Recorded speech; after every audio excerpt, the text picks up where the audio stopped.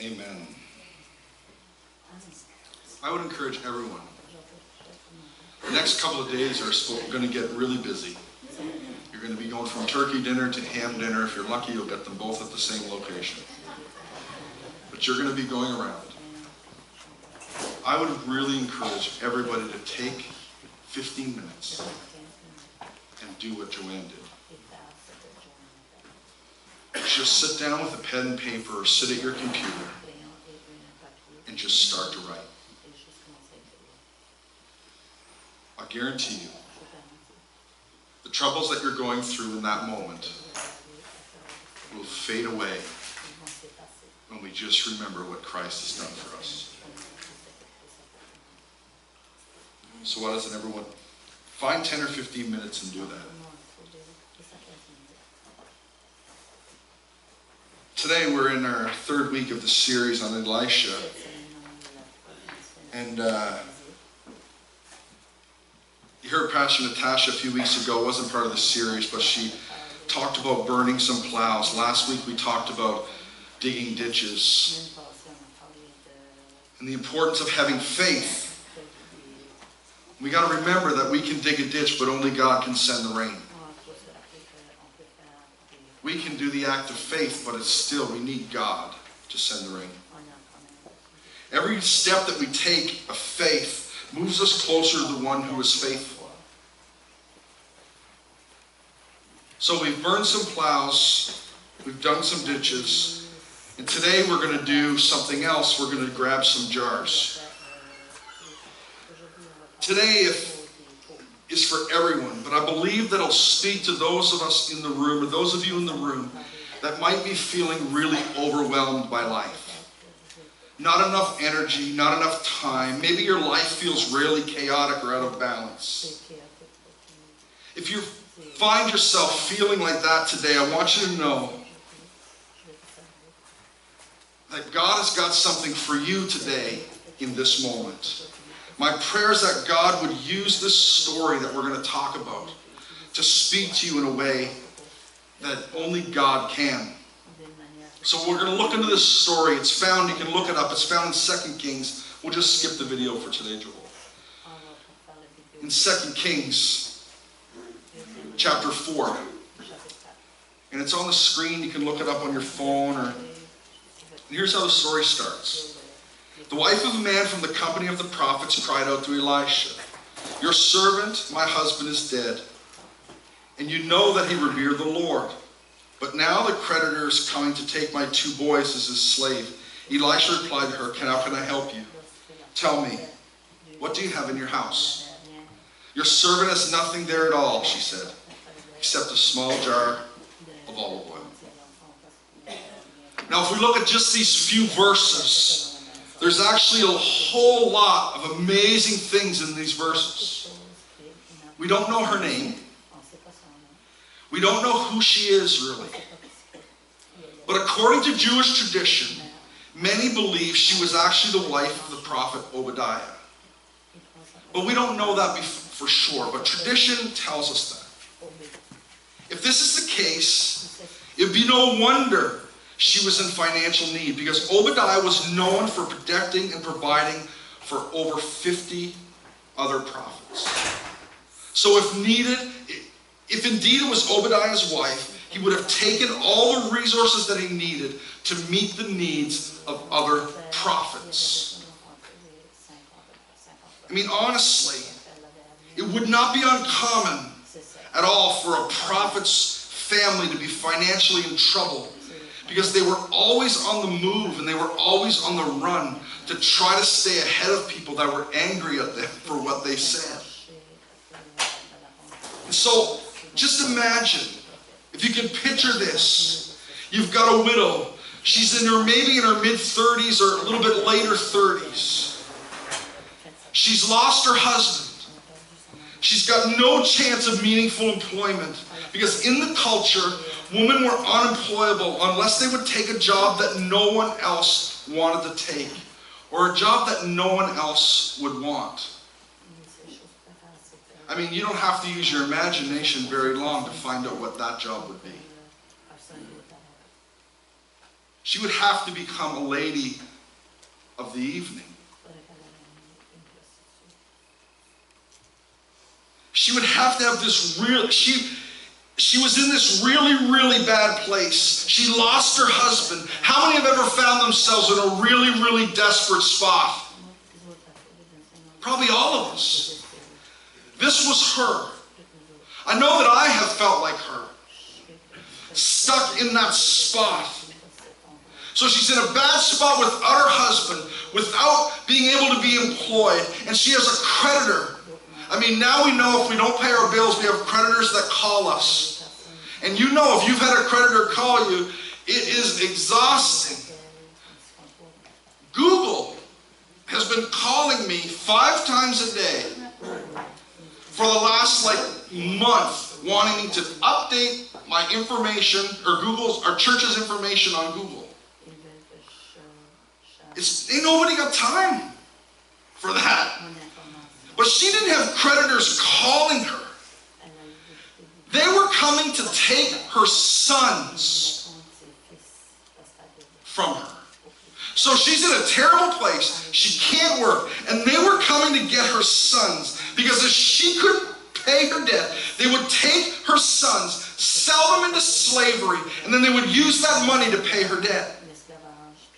And they would be enslaved, and then they would be released in the year of Jubilee, which potentially was 7 years away.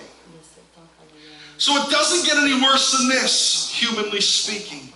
The people are after you for money. You've lost your spouse. You've got no hope, it seems. She's lost her husband, and someone is coming, going to take her kids. She can't pay her bills. She's going to lose her sons. This is something we need to remember when we face problems in life that are actually pretty small, but we make them pretty big. This lady was in bad shape. But we take small problems, I mean, not you guys, because you guys are very spiritual, but some of us take really small problems and we make them into really big problems. I went golfing yesterday, Friday, with Julian and Chris. And I'm not going to say who won. But we went golfing. And I wish Chris was here, can I tell you this? But I heard words that I didn't even know existed. Not swear words. Don't panic. The words that Chris was making up words, I'm sure of it. You know, like the normal ay. Like he kept saying that over and over. But there was all these other weird syllables that he just kept, yo. I don't know what he was doing, but it was all these words. And I'm like, what language is this dude speaking? I mean, he was a little frustrated to know he wasn't doing that good at golf. He got beat by his past hope. And so it was tough for him. But he was making up all these words, and it was so amazing. But we have a way that we take these problems that are small and we make them big. I'll give you an example. Have you ever sat down in front of the internet that was working really slow? How frustrating is that? You're trying to watch a YouTube video and it keeps getting the wheel in the middle, and you just want to take your iPad or your phone and throw it. I mean, that's a pretty small problem, but I've spent hundreds of dollars at my house to fix slow internet. Because we take these small problems and we make them big. Some of us will get really upset. Or depending what age you are, you'll post something online and then it'll ruin your day because you only got 7 likes.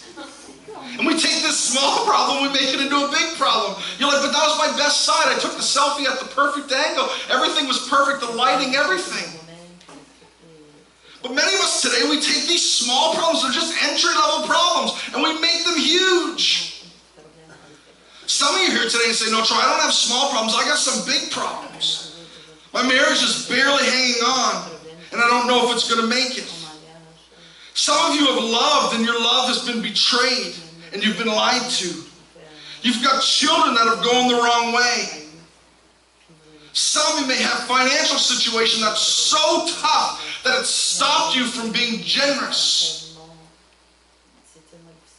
Maybe it's a health issue. You went to the doctor or someone you love did. And without a miracle from God, it's hard to know what's going to happen. If you're in a significant need today, I want to give you the key thought for this message that I believe can just change our lives. And here it is. When you don't have what you really want, you will discover that God is what you really need. When you don't have what you really want, we will discover that God is what we really need. So let's look at the story. This woman is in significant need. She expresses her need to the prophet, and what does he do? Here's what he doesn't do. He doesn't say, oh, that's really bad, that's a bad problem. He doesn't say, oh, PJ. He doesn't. I'm trying to throw in one, you'll notice over the next one, I'm trying to throw in one Shiak word for every service. Okay, so you can figure it out.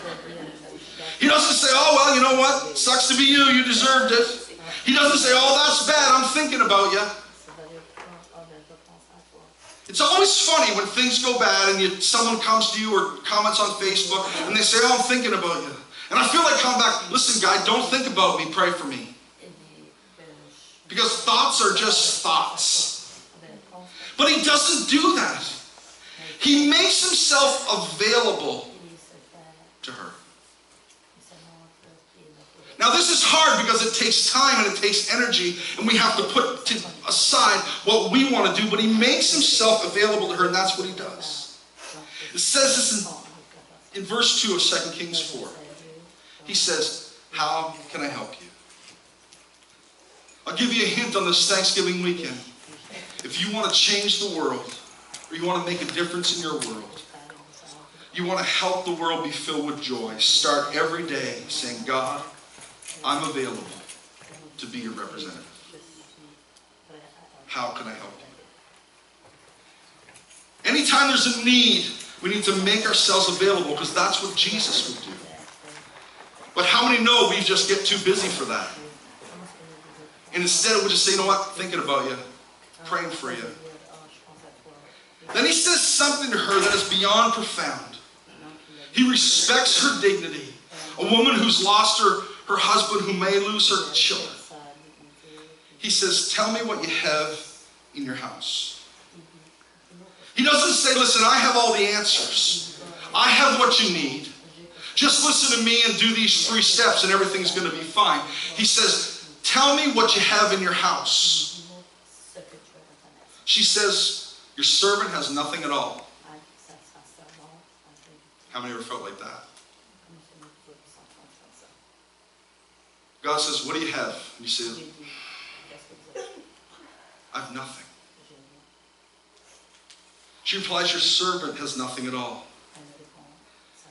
It's so interesting that when we're hurting, when we're discouraged, when we're finding ourselves lacking or without things, all we see is what we don't have. And we miss all the blessings that we actually do have. But when we get discouraged and when we get down, we forget about all the things to be thankful for. Or am I the only one that does that? We forget it. What you don't have and then you miss all the blessings you do have. We say things like, I don't have any money, so I'm never going to be happy. I don't have a spouse, so I'm never going to have a meaningful life. My house isn't nice enough, so I can't have people over to hang out or have a small group at my house. Because everybody knows that God can't move unless there's granite countertops.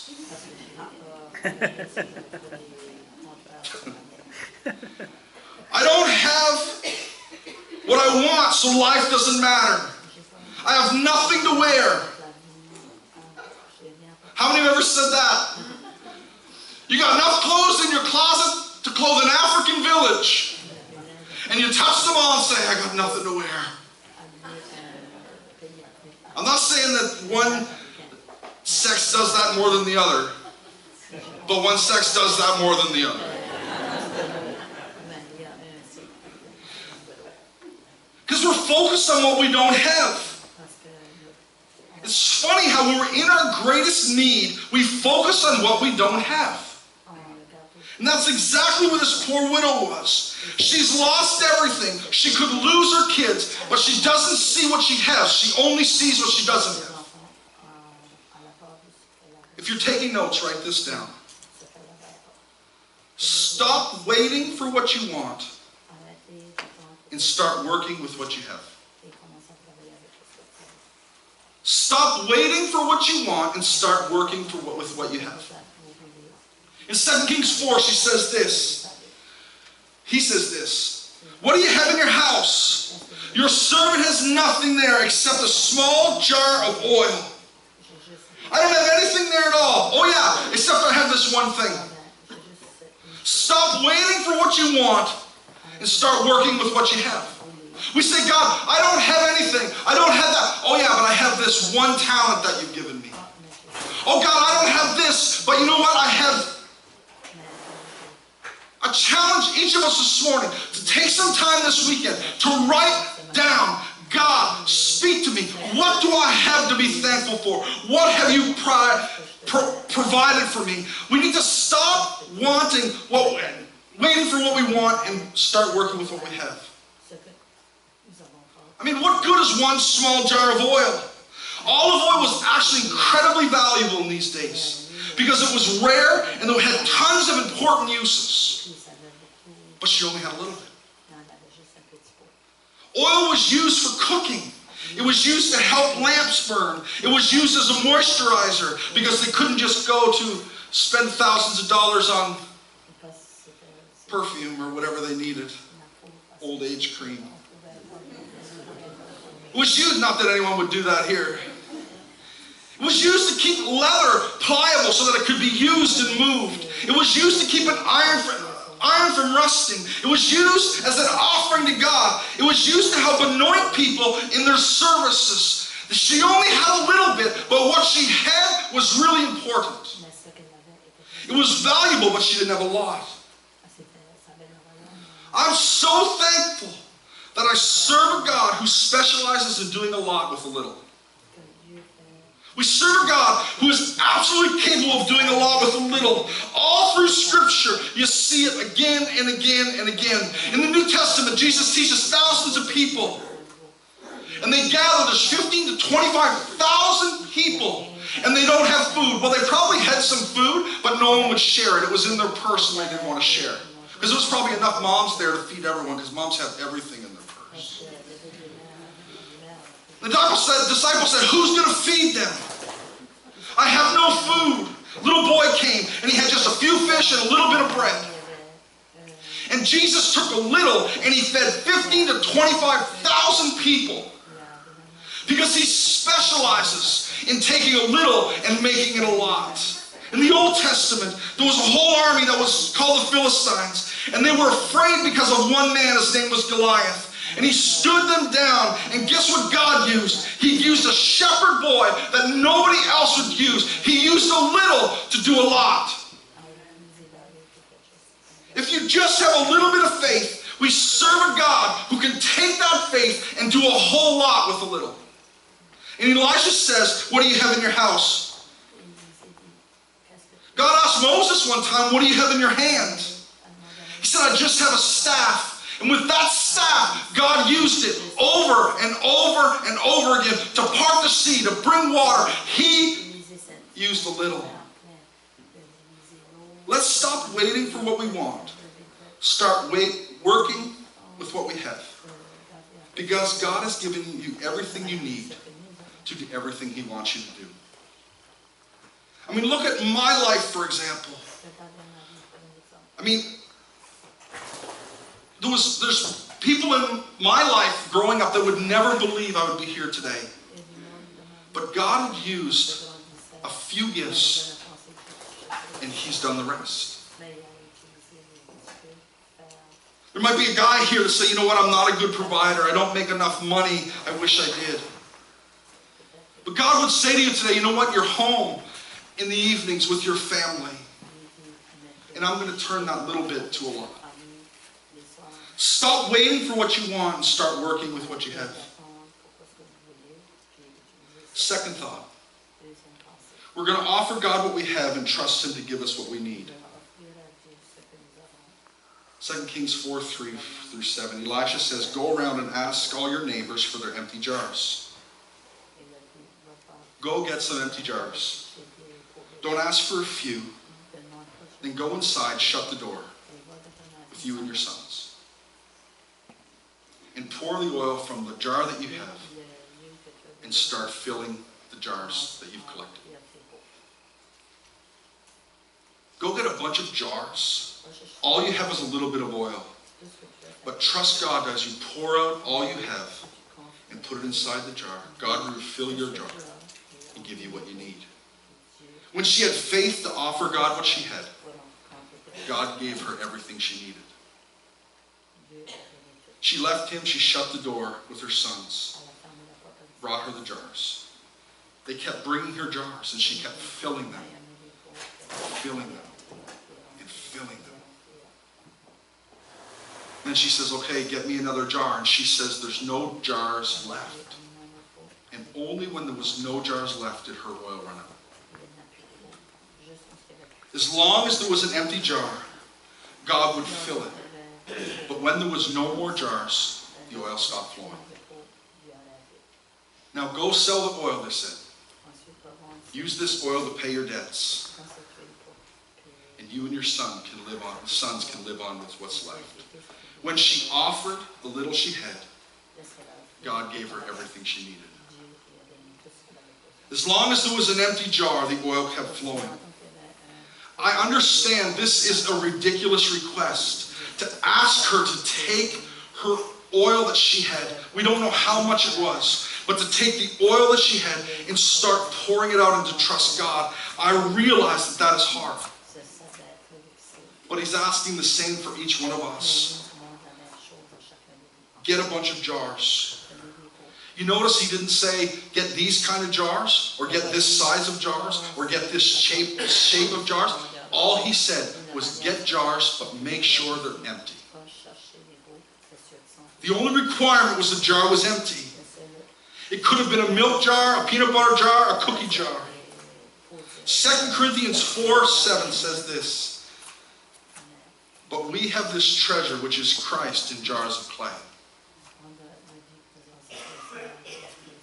See, what's this referring to us? That's referring to our bodies, that our bodies are like those empty jars. Our bodies are just jars of clay. Just a clay pot. We're just a dirt house. Some houses are bigger than others, but we're just a dirt house. But we have this treasure in jars of clay. God is just looking for people who are empty jars. And he will pour into you himself. We have to empty ourselves of ourself. Now, I'm not trying to say that this is easy. This is one of the most difficult things that I and us will ever have to do. But how many have ever found themselves saying this? I just want more of God. I'm here to tell you this morning, there's only one way. And that one way is, there needs to be less of you or me. When we empty ourselves of pride, God comes in. When we empty ourselves of greed, he fills us. When we empty ourselves of our own plans, he fills us with his plans. We just need to come to God totally empty. And when he fills us with his self, it's this oil, it's a symbol of the Holy Spirit for us. Write this down. And suddenly you realize, when you don't have outwardly what you wanted, it's God what you really needed. How many have ever felt empty inside and tried to fill it with a million different things, and then you realize you still feel empty? You think, well, this relationship's going to fix it, or this is going to fix it, or this hamburger is going to fix it, or this new toy is going to fix it. And suddenly we realize, if we don't have outwardly what we wanted, it's God what we really needed. And suddenly he's enough. In every way, You think when we are weak, He is strong. When we are hurting, He is our comfort. When we're lost, He is our guide. When we're hungry, He is the bread of life. When we are thirsty, He is living water. When your life is unstable, He is the rock that does not move. But we need to realize, I do not have what I wanted, then suddenly discover He's exactly what I needed. But it takes us emptying ourselves. There's people in this room today, you've come in and you feel empty and lacking. And the answer to that is you need to look to God for Him to become everything you need. Stop waiting for what you want and start working with what you have. And number 2, offer God what you have and trust He will give you what you need. Because when we don't have what we want, you will discover that God is what you need. I'm going to say some things just in closing today that I think is going to be really hard for us. But I feel I need to say them. I hear people say all the time, I don't feel God's presence like I used to. I wish I could worship like so-and-so. Why do I keep giving in temptation when God said He'll provide a way out? Why am I so full of fear? Why am I so full of anger? My suggestion to us today is maybe you're filled with the wrong things. See, the story is clear. Gather the jars that are empty. God does the filling. Maybe we're just filled with the wrong things. Life cannot be all about us and all about Jesus at the same time. Listen, I know that is hard. But life cannot be about me and about Jesus. Paul says this, everything I count as lost because of the surpassing worth of knowing Jesus in Philippians 3:8. Everything else doesn't matter. What matters is Jesus. John 3:30 says this, He must become greater, I must become less. If I am going to be a jar of clay, filled with His Spirit, I must become less so He can become more. Now this is the battle that we're in, all of us. Because every one of us we're use you as this illustration. This is each of us. We're each resemble this jar. And we're all filled. But the truth is, we are filled with the things that we want to be filled with.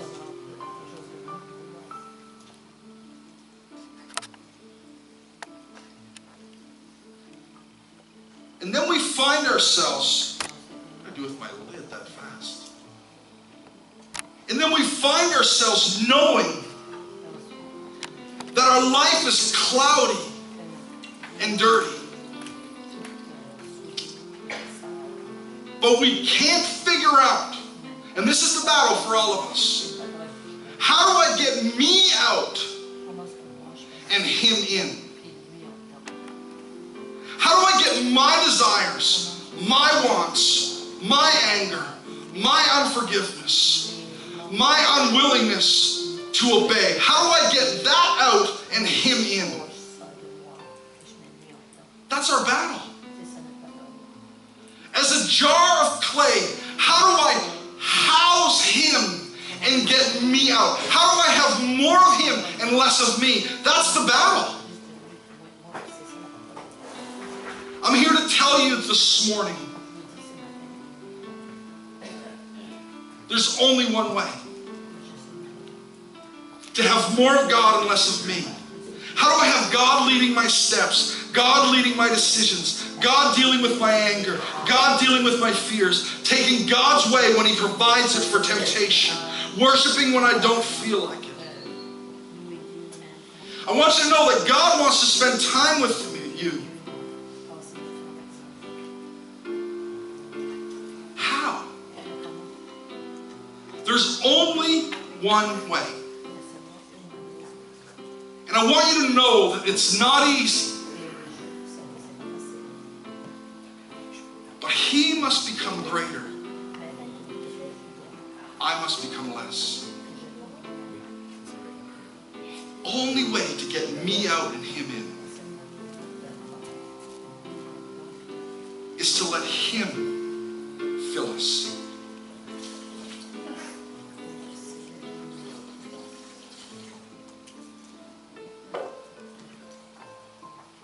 The only way.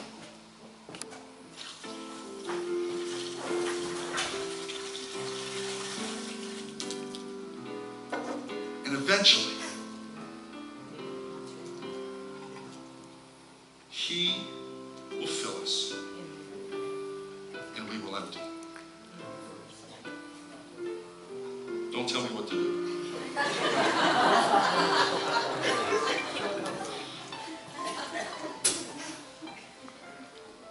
But it's the only way. We like other ways. You know, if I just take a little bit, I must become less. He must become more. He must increase, and I must decrease. The tricky part is it has to be every area. So there's many people here, you say, I don't tithe. And God is telling you, I need to be first. I have anger in my life. You filled yourself with the wrong things. Let me fill you. Let me increase. You will decrease. The problem is we have tons of ideas on our own. You know, if I have a little bit of this and a little bit of that, and if I just take a little bit of God and a little bit of this, and if I come to church on Sunday morning, you know what, even if I come every second week, that's going to be okay. It's a total replacement. My will for His will. My words for His word.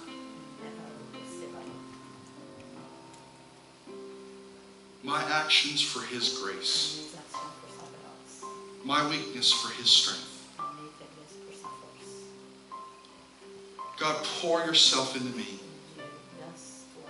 I need more of you so there can be less of me. You say, how do I do this? Here's a good way to start. Go home this Thanksgiving weekend.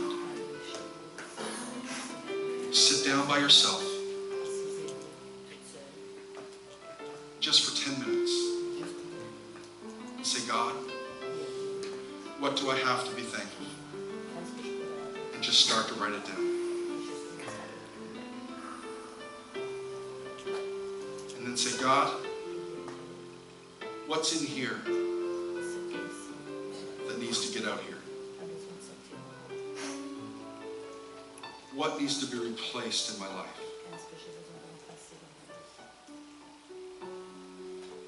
I'm telling you, God will speak to you. It's going to feel like surgery, and it's going to feel like it's not pleasant. But the Spirit of God will pour Himself into you, into your jar of clay,